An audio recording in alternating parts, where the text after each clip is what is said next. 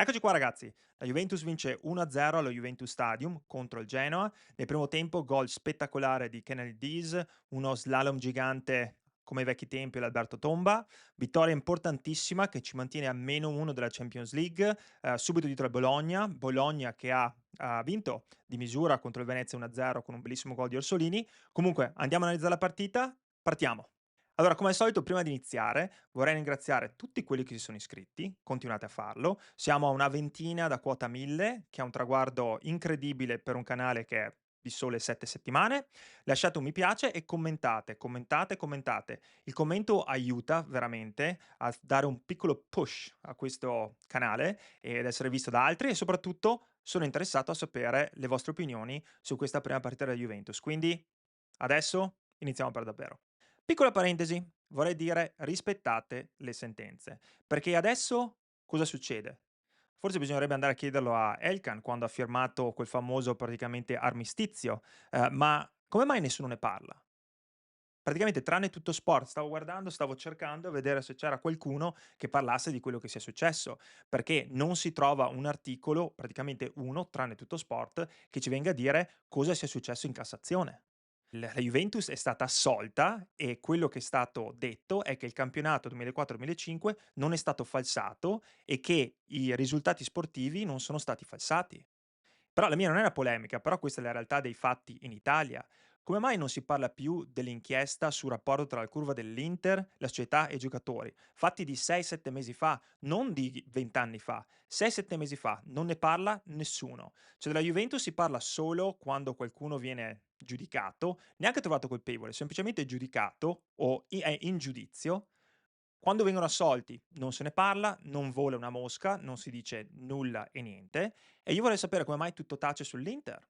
E io non sto facendo una polemica contro gli interisti, ma lungi da me, ci mancherebbe pure. Però vorrei sapere come mai in Italia ci sono sempre 2 pesi e 2 misure. Sono 20 anni che ci danno dei ladroni, però io mi ricordo bene le prime pagine di Calciopoli e anzi oggi me ne sono andato a rivedere. Però faremo un video completamente a parte in cui ne discuterò. Dico solo che secondo me è una vergogna perché indipendentemente da tutto, se si fa informazione, l'informazione si fa fino in fondo e bisogna avere anche il coraggio di farla con onestà e non importa se si perdono followers o like, noi siamo qua a fare informazione. Una notizia è uscita, bella grossa, di cui ne parleremo, però tutto tace.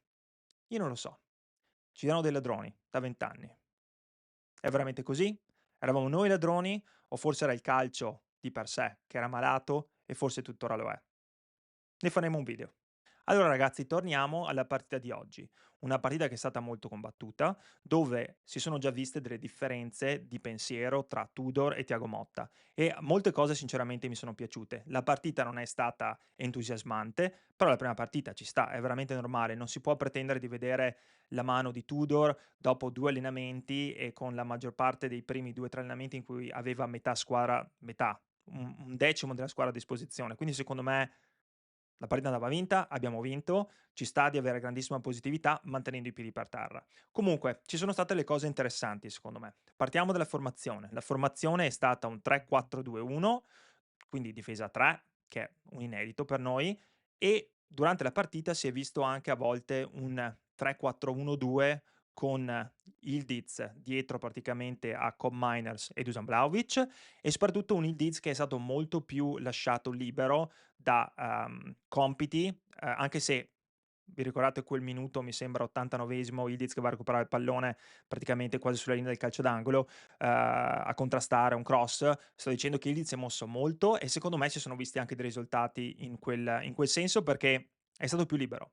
Nico Gonzalez ha giocato a tutta fascia, come McKennie. Sicuramente la fascia di McKennie è stata un po' più bloccata, con compiti anche più, volti a coprire e non solo all'attacco, mentre Nico Gonzalez secondo me ha fatto una partita molto più di, profondità e di attacco.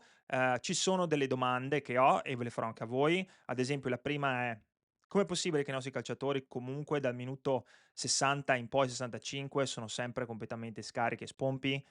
Io non so cosa sia successo durante la preparazione e come Thiago Motta li abbia preparati, però c'è da dire che a volte la nostra squadra veramente è senza energie quando mancano 25, 30 minuti alla fine della partita. Nico Gonzalez ha corso molto, ci sta, per quello abbiamo anche dei cambi, però è un qualcosa che mi chiedo molto spesso.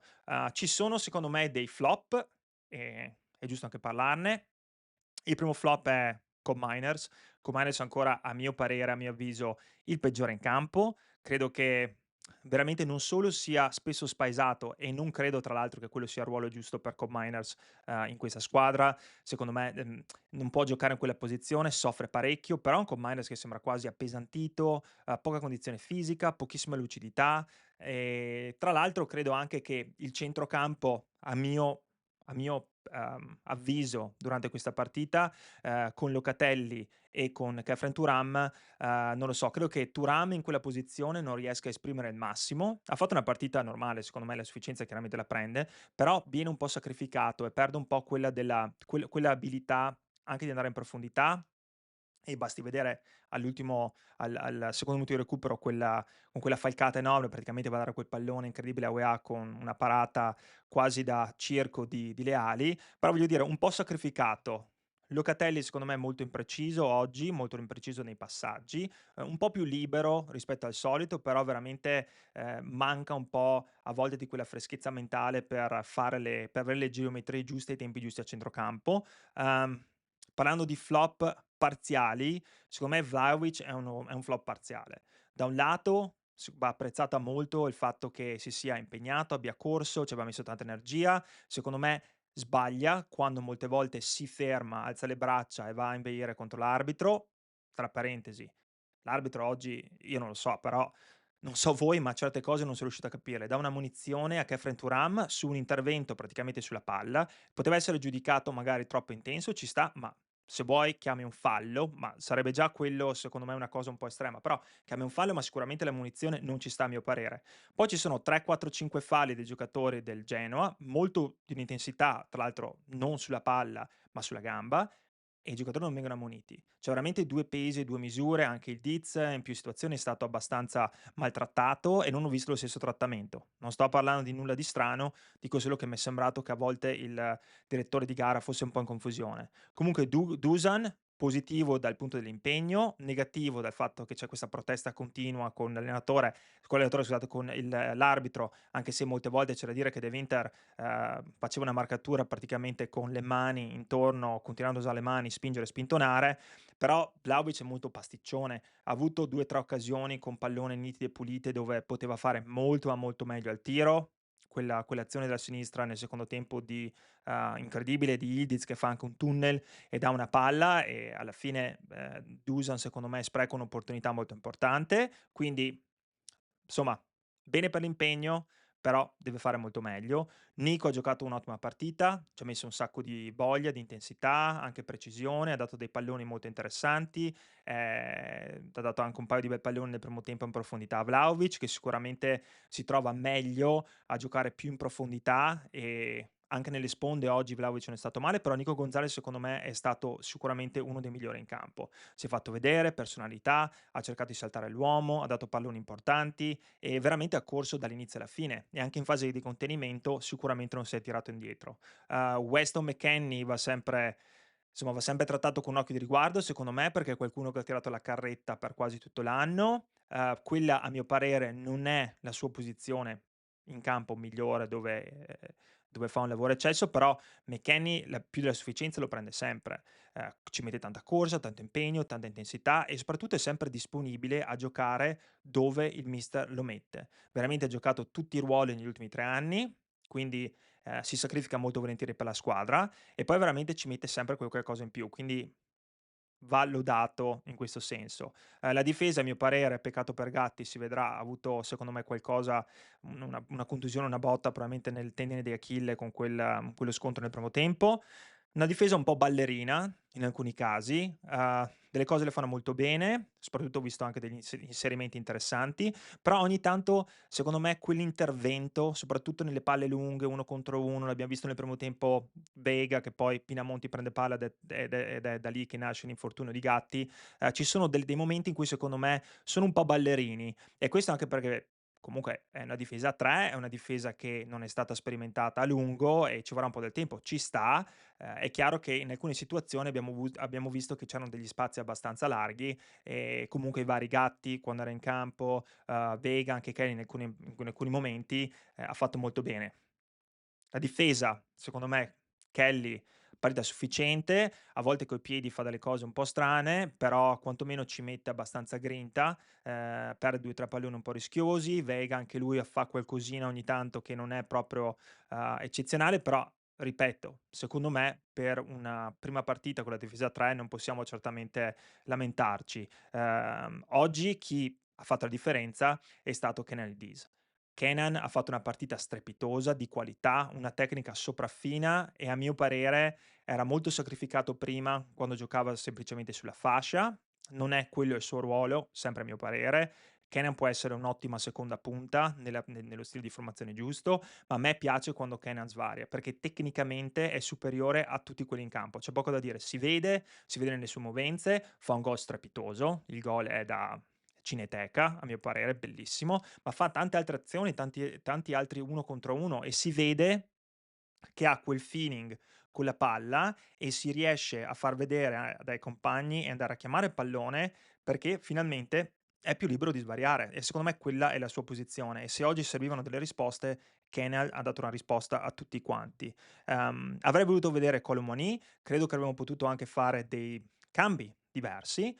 Ci siamo giocati purtroppo il primo slot con Gatti di emergenza, poi ci siamo giocati subito il secondo slot dopo un p inizio del 20 qui 10-15 minuti inizio del secondo tempo. A mio parere sarebbe stato meglio anche fare giocare vedere in campo Colomoni a un certo punto, gli scambi eran giusti, Comares aveva giocato male, è stato il primo a essere sostituito dopo Gatti e poi Nico Gonzalez che aveva speso molto e ci sta. Ha tirato fuori Nico, poi ha messo dentro è entrato anche Cico con Sessao, ci sta. Però, ripeto, Colomani è una carta che secondo me andava giocata. A me tra l'altro, sono sincero, piace giocare di ripartenza. Questa idea che la Juventus aveva prima di gioco di mantenere questa palla in maniera quasi, direi, logorroica fino all'infinito, senza mai avere le qualità per andare ad affondare il colpo, ecco, è chiaro che oggi non ci sono state tante occasioni da rete.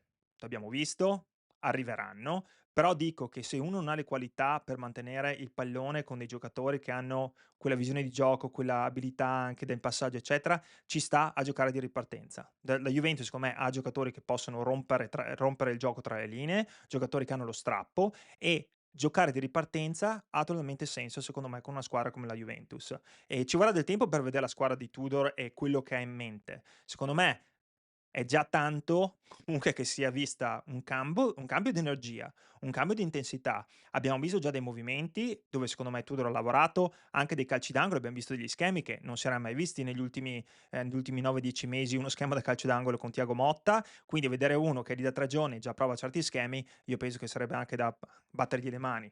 Tudor tra l'altro che è l'autore quasi dell'assist per il gol di Yildiz, perché va a recuperare palla in fretta per far battere il fallo laterale a Nico Gonzalez, che poi rimpalla contro Dusan, eccetera, eccetera, però si vede l'energia. Poi tra l'altro a me piace, Igor parla tanto, cioè è presente, si fa anche ammonire perché si fa sentire con l'arbitro per il fatto che comunque queste ammonizioni arrivano solo da una parte e non dall'altra, e a me piace tantissimo. Quindi io sono stato molto, molto, contento. E, ci sono secondo me tanti aspetti positivi su questa vittoria per 1-0. Si è visto prima di tutto anche uno stadium abbastanza gremito, si son sentiti i cori, si è sentita la vicinanza comunque del pubblico che mancava da un bel po' di tempo e nonostante la vittoria sia arrivata per un 1-0 senza fare una partita strepitosa, la Juventus alla fine ha rischiato molto poco, forse solo in un paio di occasioni, poche sbavature contro un Genoa che comunque veniva da un periodo molto positivo, quindi ci sono tante cose da portare a casa, bisogna avere molta pazienza,